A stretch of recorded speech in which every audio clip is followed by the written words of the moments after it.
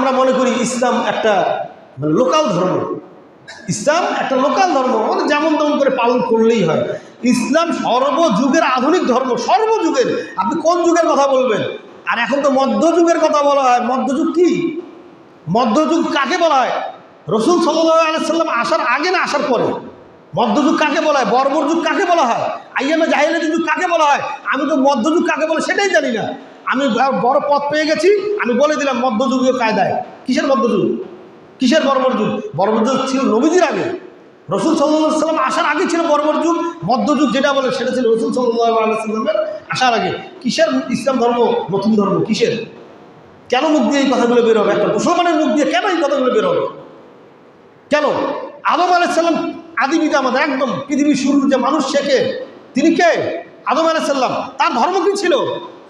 তাহলে আমাদের ধর্ম কি? ইসলাম। তাই ইসলাম কি নতুন না ইসলাম সবচেয়ে পুরাতন? কোনটা? আমরা বলি সনাতন ধর্ম, হিন্দু ধর্ম। কিসের? এত আমাদের উল্টা পাল্টা পড়াশোনা করি না, আমরা জানি না। আমরা জানি না, আমরা পড়াশোনাই তো করি না, জানবো কিভাবে?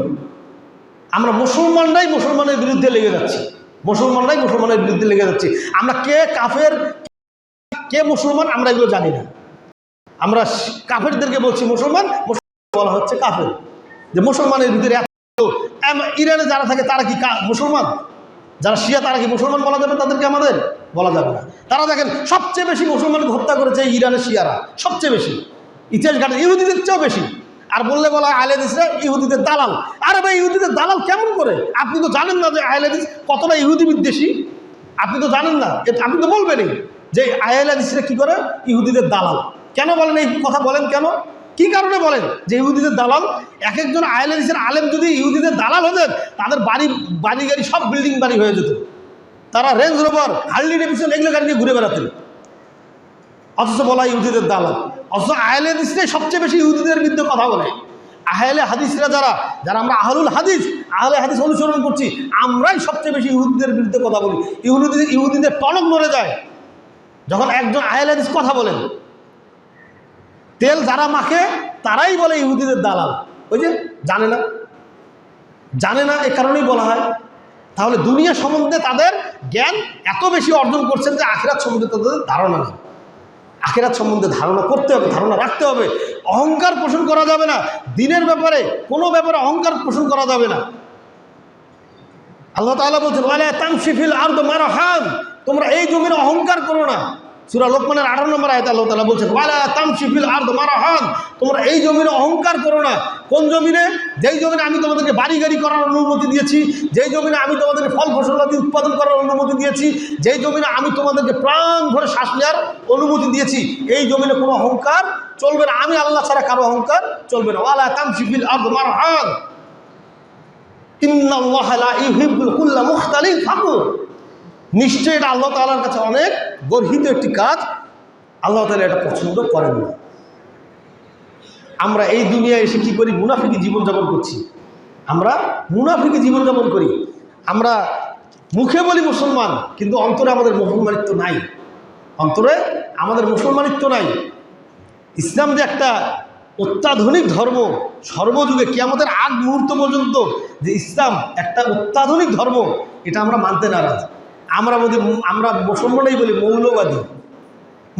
আমি একজন মৌলবাদী, আমি মৌলবাদী দাবি করি। আমি নিজেকে মৌলবাদী দাবি করি। আমি আমার একটা ফেসবুক স্ট্যাটাসে দিয়েছিলাম যে আমি নিজেকে মৌলবাদী দাবি করি, আমি মৌলবাদ, আমি এটাতে গর্ব করি। আমাকে কেউ মৌলবাদ বললে আমি গর্ব করি। কেন? মৌলবাদ মানে কি? মৌলবাদ শব্দটার অর্থ কি? আমরা মনে করি মৌলবাদ মানে মৌলবীবাদ। মৌলবাদ মানে কোনো একটা বিষয়ের উপরে ওর মূল জিনিসটাকে মেনে চলা। আমি কোরআনের মূল জিনিসগুলোকে মেনে চলি, আমি হাদিসের মূল জিনিসগুলোকে মেনে চলি, তাহলে আমি কোরআন হাদিসের মৌলবাদ। যে ফিজিক্স কেমিস্ট্রির মূল জিনিসগুলোকে মানে ফিজিক্স কেমিস্ট্রির মৌলবাদ। যে ডাক্তারি সায়েন্স পড়াশোনা করে সায়েন্সের মৌলবাদ। কিন্তু আমি উগ্রবাদী না, আমি উগ্রবাদী না। আমাকে উগ্রবাদী বললে আমার গায়ে লাগবে। মুসলমানরা উগ্রবাদী এটা বললে আমার গায়ে লাগবে, এখানে আমার অব্লিগেশন থাকবে। কারণ মুসলমান কখনো উগ্রবাদী হয় না। পৃথিবীর সবচেয়ে বেশি হত্যাযজ্ঞ কি মুসলমানরা করেছে? মুসলমানরা করেছে। বুশ কতজন মানুষকে মারছে? ট্রাম্প কতজন মানুষকে মারছে? এই যে নেতানিয়াহু বলে যে ইসরায়েলে, এরা কতজন মানুষকে মারছে? তাহলে এরা কি সন্ত্রাসী না? এরা সবচেয়ে বড় সন্ত্রাসী এই পৃথিবীর বুকে। এরা সবচেয়ে বড় সন্ত্রাসী, সবচেয়ে বড়। হিটলার 60 লক্ষ ইহুদিকে মারছে। তাহলে এরা কি সন্ত্রাসী না? এরা টেরোরিস্ট, এরা ইন্টারন্যাশনাল টেরোরিস্ট। এরা এই যে দুনিয়ার মোহে পড়ে আছে, আমরাও দুনিয়ার মোহে পড়ে আছি, মনে করছি বাবুরা তো অনেক ভালো কাজ করছে। অথচ আমাদের পার্শ্ববর্তী রাষ্ট্রের যে জাকির নায়েক, ডক্টর জাকির নায়েককে দেখেন, তার সমস্ত সম্পদ কেড়ে নেওয়া হয়েছে ইসলামের কথা বলার কারণে। কারা করেছে এটা? এই আমাদের বাংলাদেশ থেকে এক ধরনের মৌলবীরা ওনার বিরুদ্ধে অপপ্রচার চালিয়ে এই হোলি আর্টিজানে যে হামলার বিষয়টা নিয়ে ওনাকে উগ্রবাদী, মৌলবাদী কত তকমা দিয়ে শেষ পর্যন্ত ওনাকে বের করে দেওয়া। তারপরেও কিন্তু দিন প্রচার করা বন্ধ করে দিয়েছেন? দেন নাই। তার একটা লেকচার আমি শুনেছিলাম যে উনি বলছেন যে আমার সমস্ত সম্পদ ওরা কেড়ে নিয়েছে, আলহামদুলিল্লাহ, এখন আল্লাহ আমাকে যা দিয়েছেন আমি তার চেয়েও বেশি পেয়েছি। কত সম্মান, কত তার কয়টা দেশে সে উনি নাগরিকত্ব পেয়েছেন, আর কতটা দেশ ওনাকে নাগরিকত্ব দেওয়ার জন্য চেয়ে আছেন যে আমার দেশে আসেন আমি নাগরিকত্ব দিয়ে দিব। উনি তো দুনিয়া চান নাই, চান না, দুনিয়া চান না। উনি যে ইসলামের যে খেদমত করছেন, উনি যেভাবে বলছেন, আমাদের বহু যুব সমাজ এমনকি আমাদের মা বোনেরাও হেদায়েত হয়েছেন ওই ডক্টর জাকির নায়েকের আলোচনা শুনে। তার মানে কি বুঝতে হবে, ইসলামটাকে বুঝতে হবে। ওনারা ইসলামকে বুঝেছেন, আমরা ইসলামকে বুঝি না। ওনারা যেভাবে বুঝেছেন, ওনারা যেভাবে ইসলামকে বুঝেছেন আমরা ওভাবে বুঝি না। আমরা মনে করি আমরা যতটুকু বুঝেছি এর মধ্যেই সম্ভবত ইসলাম না। আপনি অধিকাংশ ডাক্তারকে পাবেন যে ইসলামের বিরুদ্ধে কথা বলতে, অধিকাংশ ইঞ্জিনিয়ারকে পাবেন ইসলামের বিরুদ্ধে কথা বলতে। ব্যবসায়ীদের কথা তো বাদই দিলাম, নতুন নতুন নিজেরাই ফতোয়া তৈরি করে, নিজেরাই আমরা ফতোয়া তৈরি করি। গতকাল আমাদের কোরবানির ঈদ গেল, তাই না? ঈদুল আজহা আমরা পালন করলাম। এই ঈদুল আজহা আমাদের কি শিক্ষা দিল, কি বারতা আমাদের জন্য প্রতি বছর নিয়ে আসে, কি বারতা আমাদের জন্য, কি মেসেজ থাকে আমাদের জন্য, কি মেসেজটা থাকে? এটা আমাদেরকে স্যাক্রিফাইস করতে শেখায়। কোরবানির ঈদ কি শুধু স্যাক্রিফাইস করতে শেখায়? কোরবানির ঈদ আসে সহমর্মিতা তৈরি করার জন্য, কোরবানির ঈদ আসে আত্মীয়তার সম্পর্ক রক্ষা করার জন্য, কোরবানির ঈদ আসে আমাদেরকে নতুনভাবে সাজানোর জন্য, কোরবানির ঈদ আসে আমাদের অন্তরকে পরিষ্কার, পরিশুদ্ধ, বিশুদ্ধ করার জন্য। আমাদের নফসের যে কুপ্রবৃত্তি যে আমরা অনুসরণ করি, এই অনুসরণ থেকে আমাদেরকে বের করে এনে আল্লাহর পথে এবং রসুল সাল্লাল্লাহু আলাইহি সাল্লামের দেখানো পথ এবং মত অনুযায়ী চলতে শিক্ষা দেয়। কিন্তু আমরা তা গ্রহণ করতে পারি? আমরা তো প্রত্যেক কোরবানির ঈদে আমরা আয়াতটা আমরা পাই, তাই না? আমাদের সম্মানিত খতিব যিনি খুতবা দেন, প্রত্যেক মাঠে হানাফি কি আহলুল হাদিস কি সমস্ত মাঠে একটা আয়াত তেলাওয়াত করা হয়, আউযু বিল্লাহি মিনাশ শাইতানির রাজিম, ফাসাল্লি লিরাব্বিকা ওয়ানহার। আপনি নামাজ পড়ুন এবং কোরবানি করুন, নহর করুন করে আলোচনা করা না এই আয়াতের উপরে। এই আয়াতের শানে নজুল একরকম, কিন্তু তাফসীর কারণে ব্যাখ্যা করছেন আরেক রকম, যে আমি তো কোরবানি করবই, আগে নামাজ পড়বো, ওখানেও আগে নামাজ। সালাতা তানহা আনিল ফাহশাই ওয়াল মুনকার, সূরা আনকাবুত 85 নম্বর আয়াতে আল্লাহ তাআলা বলছেন, ইন্নাস সালাতা তানহা আনিল ফাহশাই ওয়াল মুনকার ওয়ালা যিকরুল্লাহি আকবার। নিশ্চয়ই সালাত সকল প্রকার মন্দ কাজ থেকে মানুষকে বিরত রাখে, কেননা এটা হলো সর্বশ্রেষ্ঠ জিকির, জিকির আকবর। নামাজ পড়তে হবে। মানুষ যখন ঈমান আনে, ঈমান আনার পরে সর্বপ্রথম সবচেয়ে বড় যে ফরজ কাজ সেটাই হলো সালাত। সবচেয়ে বড় এবং সর্বপ্রথম যে ফরজ কাজ সেটাই হলো সালাত। সালাত আপনাকে পড়তে হবে, কেননা দেখেন সালাত এ কারণেই আল্লাহ তাআলা বলছেন যে তোমরা সালাত পড়ো, এ কারণেই সালাত পড়ো। সালাত যেভাবে ইচ্ছা তুমি পড়ো, বিষয়টা এমন না। কিন্তু যে কোনো হালত থাকলেই তুমি পড়ো, বিষয়টা এমন না। যে কোনোভাবেই তুমি পড়ো, বিষয়টা এমন না। পড়তে হবে রসুল সাল্লাল্লাহু আলাইহি সাল্লামের দেখানো পথ এবং মত অনুসারে। সল্লু কামা রুআইতুমুনি উসাল্লি, তোমরা সালাত আদায় করো যেভাবে আমি নবীকে সালাত আদায় করতে দেখছো। এই হাদিস নিয়ে অনেকে অনেক ভুল ব্যাখ্যা দেয়, তো সেটাতে আমি যাচ্ছি না। তার মানে সালাত আদায় করো যেভাবে আমাকে সালাত আদায় করতে দেখেছো। এখন কথা হলো যে আমি নবীজির মতো পারছি না, দাঁড়িয়ে পড়তে পারছি না, বসে পড়তে হবে, বসে পারছি না, শুয়ে পড়তে হবে, শুয়ে পারছি না, মনে মনে পড়তে হবে, মনে মনে পারছি না, ইশারায় পড়তে হবে, ইশারায় পড়তে হবে, ইশারায় পারছি না, মনে মনে পড়তে হবে। সালাত আদায় করতে হবে যদি আমার জ্ঞান থাকে, যদি আপনার আমার জ্ঞান থাকে সালাত আদায় করতেই হবে। কিন্তু এই সালাত আগে বললে তোমরা সালাত আদায় করো, নামাজ পড়ো, তারপরে তোমরা নহর কোরবানি করো আমি আল্লাহর নামে, ওখানে সালাত। তার মানে যদি একজন ব্যক্তি আদায় না করে কোরবানি দেয়, তার কোরবানিটি কি হবে কি হবে না এটা পাচ্ছেন। কিন্তু হাদিস এটা ঘাটলেই সলাৎ তার কোরবানিটা কবুল হবে কি হবে না। কোনো কাফের যদি কোরবানি দেয় তার কোরবানিটা গ্রহণ হবে? কেউ যদি কাফের, কোনো হিন্দু যদি বলে আমি আল্লাহর নামে আজকে কোরবানি দিলাম, এই কোরবানিটা হবে? কোনো ইহুদি দিলে হবে? কোনো খ্রিস্টান দিলে হবে? কোনো কাফের মুশরিক দিলে হবে? হবে না। এখন দেখেন হাদিস বলছি, আমি শুধু অনুবাদ কোট করছি। আল্লাহ রাসূল সাল্লাল্লাহু আলাইহি ওয়াসাল্লাম বলছেন, মান তারাকা সালাতা মুতাআম্মিদান ফাকাদ কাফারা। যে ইচ্ছাকৃতভাবে এক ওয়াক্ত সালাত ছেড়ে দিল, যে ব্যক্তি ইচ্ছাকৃতভাবে এক ওয়াক্ত সালাত ছেড়ে দিল, সে কাফের হয়ে গেল। মান তারাকা সালাতা মুতাআম্মিদান ফাকাদ কাফারা। যে ব্যক্তি ইচ্ছাকৃতভাবে এক ওয়াক্ত সালাত ছেড়ে দিল, সে কাফের হয়ে গেল, কুফরি করল। এটা তাহলে কি? একজন ব্যক্তি সারা জীবন, মনে করেন যে একজন মাদ্রাসার মসজিদের ইমামকেই ধরলাম, মসজিদের ইমাম, তিনি তো সারা জীবন জামাতেই সালাত আদায় করেন, তাই না? ওয়াক্ত তার মিস হয় না, সাধারণত মিস হয় না। তো এই ব্যক্তি, এই ইমাম সাহেব একদম 20 বছর 30 বছর ধরে জামাতের সহিত সালাত আদায় করে আসছেন। কোনো একদিন ইচ্ছাকৃতভাবে বললেন যে না, আজকে ভালো লাগতেছে না, আজকে জোহরের সালাতটা আমি আসরে গিয়ে পড়ব। তিনি মুসাফিরও নন, মনে করেন মুসাফির অবস্থা জমা করা যায়, আসর এবং জোহর এবং আসর একসাথে করা যায়, মাগরিব এশা এবং মাগরিব একসাথে করা যায়। তিনি সফরেও নেই, তিনি মুকিম অবস্থায় আছেন। এই অবস্থায় তিনি বললেন আজকে জোহরের সালাতটা আমি পড়বো না, আমি আসরে গিয়ে পড়ব। এই যে ইচ্ছাকৃতভাবে এক ওয়াক্ত সালাত ছেড়ে দিলেন, কাফের হলেন। কত বড় হাদিস!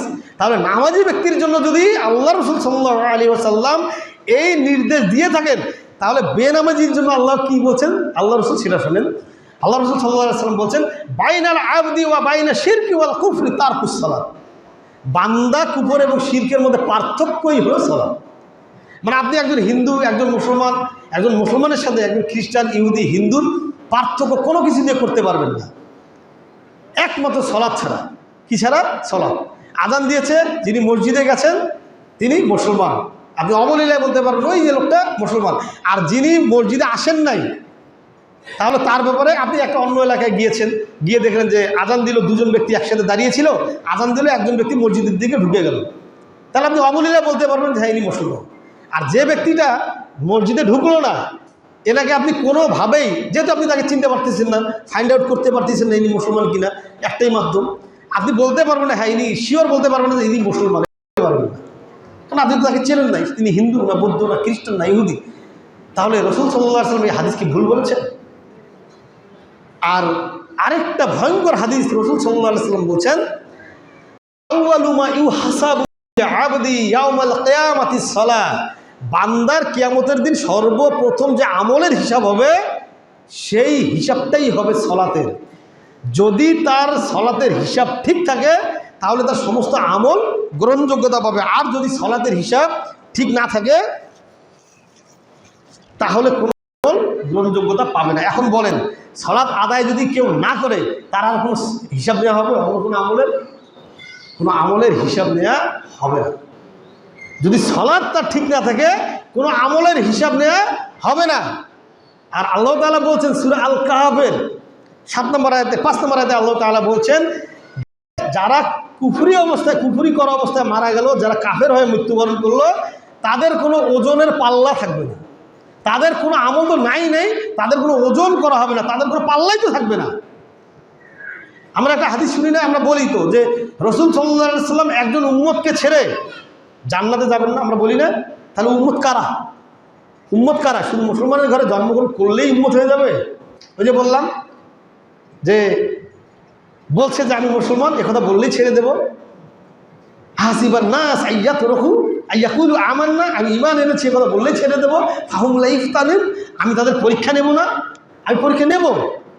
তারপর আরেক আয়াতে আল্লাহ তাআলা বলছেন, সূরা কাহফে আল্লাহ তাআলা বলছেন যে ইন্না জাআলনা মা আলাল আরদি জিনাতাল্লাহ, এই দুনিয়াকে আমি চোখ ধাঁধানো জিনিস দিয়ে সাজিয়ে রেখেছি, যত প্রকার চোখ ধাঁধানো জিনিস দরকার সবগুলো দিয়ে আমি সাজিয়ে রেখেছি।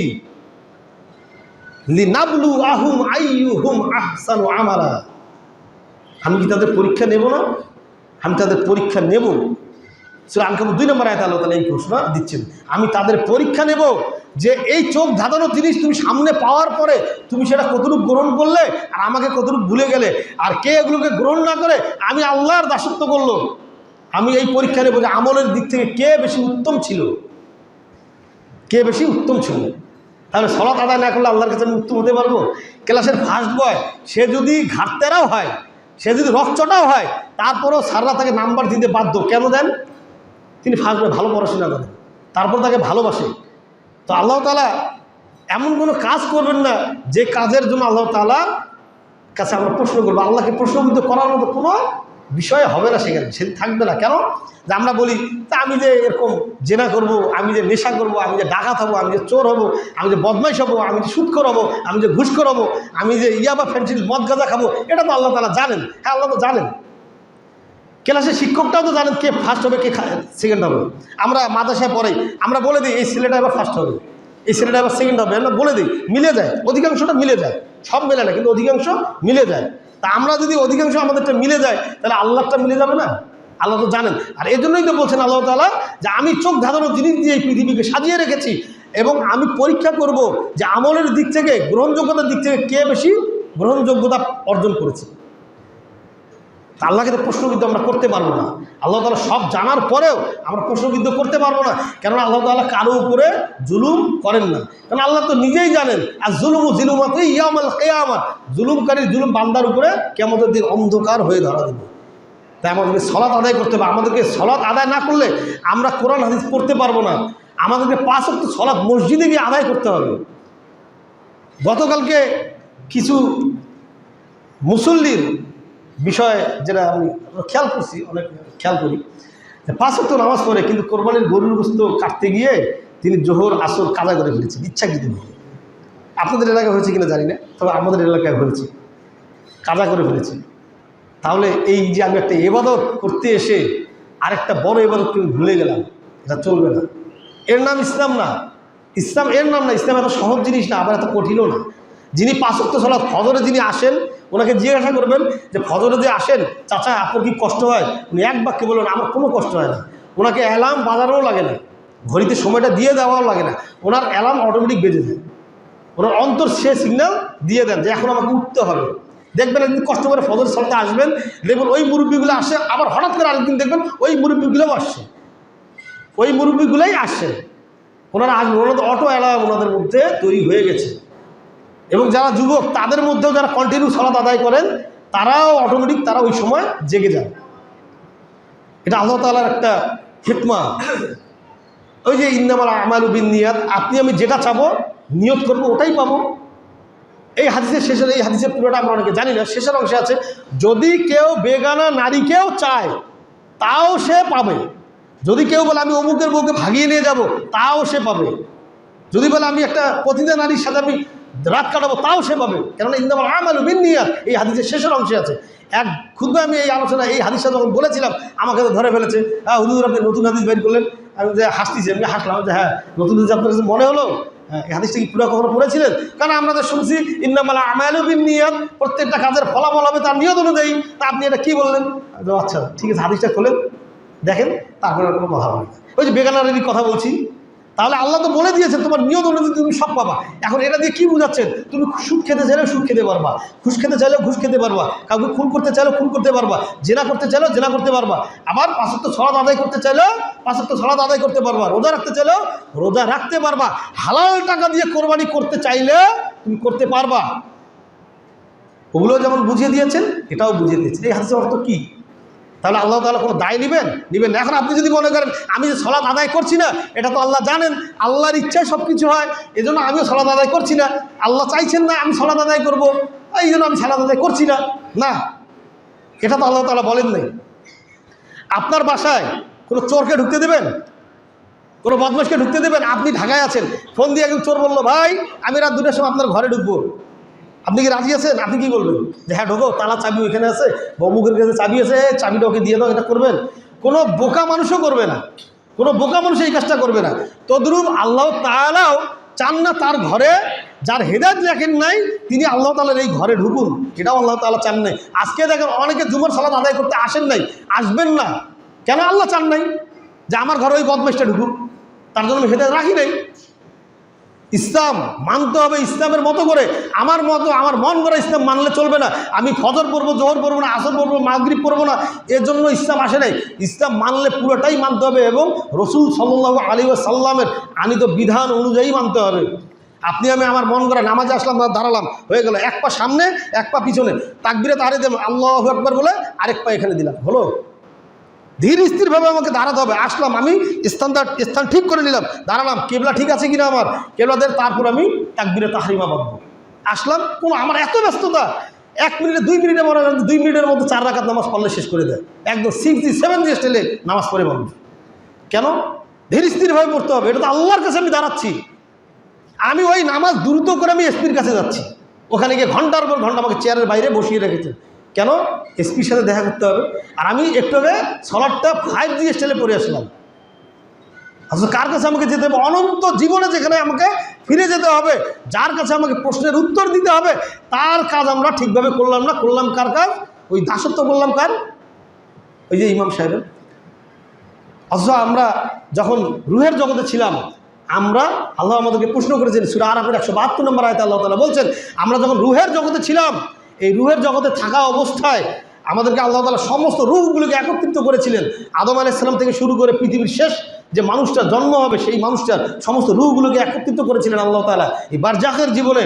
এখানে আল্লাহ তাআলা আমাদেরকে একটা প্রশ্ন করেছিলেন, সেখানে ফেরাউন ছিল, নমরুদ ছিল, কারুন ছিল, আবু জেহেল, আবু লাহাব, উতবা, সাহেবা, হযরত মুহাম্মদ সাল্লাল্লাহু আলাইহি ওয়াসাল্লাম থেকে শুরু করে যত নবী এসেছিলেন এবং তারপরে যত মানুষ আমরা এই কিয়ামত পর্যন্ত আসবে, সমস্ত রূহগুলোকে আল্লাহ তাআলা একত্রিত করে একটা প্রশ্ন করেছিলেন, আলাস্তু বিরাব্বিকুম, আমি কি তোমাদের রব নই?